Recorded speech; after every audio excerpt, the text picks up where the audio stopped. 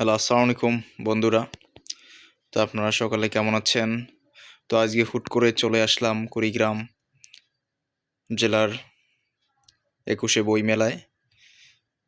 তো আসার কোনো পরিকল্পনা ছিল না, কিন্তু হুট করেই এইদিকে আসার কারণে আজকে বইমেলায় চলে আসলাম। তো আপনাদেরকে দেখাতে চেষ্টা করতেছি কুড়িগ্রাম জেলার বইমেলার স্টলগুলো। এখনও যেহেতু অনেক রাত হয়ে গেছে, ওইরকমভাবে অনেকেই স্টল বন্ধ হয়ে গেছে, কিছু কিছু স্টল এখনও খোলা রয়েছে।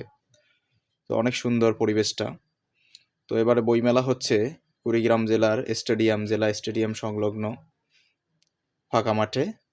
তো আপনারা যারা বইমেলায় আসবেন, তো অবশ্যই আপনারা সকাল 10টা থেকে রাত 8টার মধ্যে আসবেন। তো তখন মোটামুটি সব ধরনের স্টলগুলোই বইয়ে পরিপূর্ণ থাকবে, আপনাদের মন মতো আপনারা বইগুলো নিতে পারবেন। তো মোটামুটি অনেক সুন্দর দৃশ্য, রাতের দৃশ্যটা।